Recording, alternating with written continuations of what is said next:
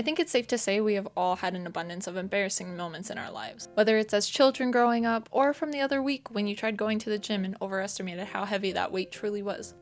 Regardless of what your experience may have been, I have come to the realization that my life in itself has been embarrassing since I was born. I am just a clumsy person in general, and I can say I don't really worry about embarrassing myself now as an adult. I have grown accustomed to my clumsy lifestyle and accepted that no matter what I do, I will most likely be making a fool of myself in some way, shape, or form. There are a few key stories from growing up that I look back and ask myself, what was I thinking in that moment of time, or the simple fact of who allowed me to do these things? I've always had an active and wild imagination. I like to believe it is the main source as to why I'm a certified yapper to this day, and can always find something and anything to talk about. Even if the other person doesn't reciprocate communication in the conversation. I could probably talk my own ear off if given the opportunity, honestly. But with this active imagination came great responsibility to someone so young in my caliber. I think everyone, mainly but not limited to my girly audience out there, played with dolls growing up. Let it be Barbies, Polly Pockets, American Girl dolls, who had some crazy backstories, by the way. My childhood obsession, however, fell victim to the franchise of Monster High dolls, which in hindsight probably played a huge part in my sense of fashion today and the way I like to do my makeup for sure. I had a hyperfixation on Draculaura as a kid, and even to this day she is still my all-time favorite when I rewatch the movies. Yes, I watch them every now and then, even as a 22-year-old. Sue me! But I for some reason always had this idea in my head that I, in some form or way, used to be a vampire in my past life. No clue how I came to that conclusion, but the plotline on how I was in my so-called past life was stirring in the pot that was my brain. Me and my old friend from elementary school had the same idea that we were just these creatures in our past lives, and during recess we would always roleplay as our monster personas, I guess you could call it. And we soon got a group of friends in on the fun with us. We created a whole world that we declared Monster World. I know. I wonder what smart guy came up with that genius title. It was probably me, so please don't bully my brain process. And we would all just kind of run around on the playgrounds, jumping from high up places like the slides and monkey bars to resemble us flying. I'm not sure how we came up with the idea, but we decided we had to have some sort of villain in this storyline we created. And our friend Zane at the time decided he wanted to be the bad guy of our world. We didn't know what kind of villain to create, since monsters in general were not known to be good guys, but as children with wild imaginations, we ended up on the idea of this guy called Goblin King. The imagination part of the storyline was the best part, until Zane started taking his role a little too serious and began his legit villain arc. There was one day in the library, I remember sitting on one of the stairs for roll call with my best friend at the time, and we had a good eye shot of Zane on the other side of seats against the wall. I noticed that he kept glancing at me and my friend, and he kept having this weird look in his eyes, but then he would shake his head like he was spacing out or something. I was thinking it was a little weird at first, but then he just kept going with it. And when the roll call was over and we all got sent to our assigned seats, Zane told me that he kept feeling this dark energy taking over him. At first I was like, what the hell is this guy talking about, and is he on drugs? And then I came to the realization that this guy was taking the imagination aspect of art role-playing way too serious, and I kept reminding him that it was only pretend. Then there was an incident that caused us to cancel the whole plot on our imagination world, when Zane took it all to a completely different level and started getting physical with everyone. There was one day during recess where we were all running around in the grass field, and all of a sudden there was that look in Zane's eyes again, and I immediately was like, oh, no, this guy is an actual psychopath. We are all laughing and running around, and then out of nowhere, Zane grabbed my friend by the hair and legit whipped her to the ground.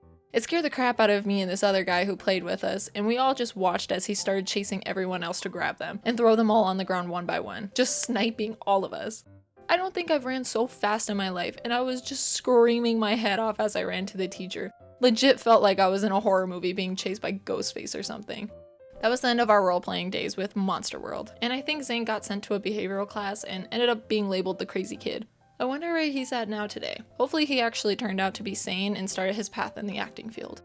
Back on the subject of Monster High dolls though, I used to play with them all the time as a kid when I got the chance. It quickly became part of my routine. Go to school, eat a bowl of cereal, play with my dolls, back when life was good.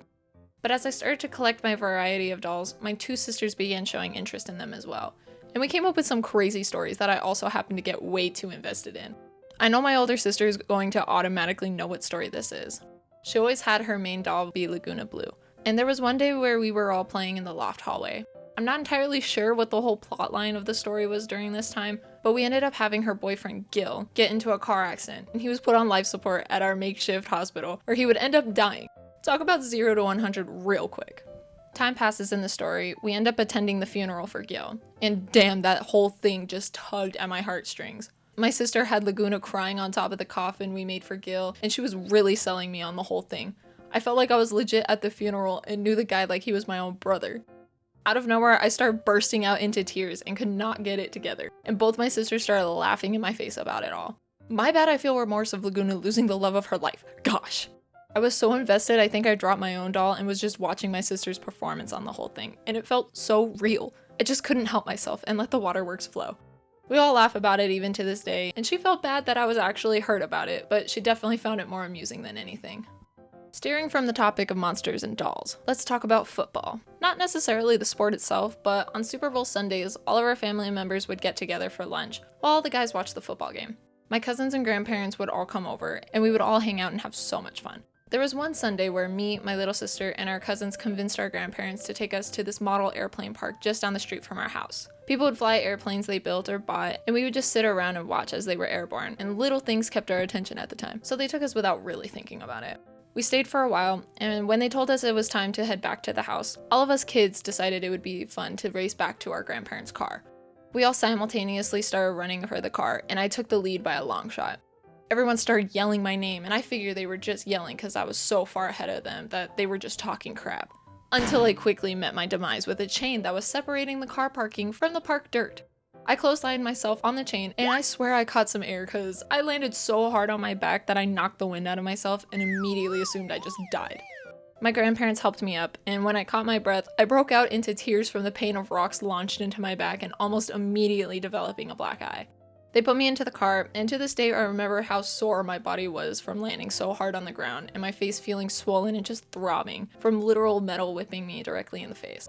I have no idea how I didn't see it, honestly. I guess I was so focused on winning the stupid race that I got lost in the sauce and ended up losing regardless the lead I had. Moral of this story, if you're gonna crush your competition in a foot race, double check that the finish line isn't made of metal. So happy to be back again and back to making fun content to share with all of you. This video was so fun to make and so nostalgic on all of the funny moments I had growing up. I think this was the hardest script for me to record because I kept laughing at myself so much, because why was I so unhinged and emotional like that as a kid? I hope you guys enjoyed the video, and huge thank you to my first ever piece of fan art. It makes me feel so happy seeing drawings like this and seeing you take time out of your day to create them. I hope you have all been enjoying the holidays, and I am looking forward to new videos going into the new year. If I don't post anything by the end of December, then I wish you all a very Merry Christmas and a Happy New Year.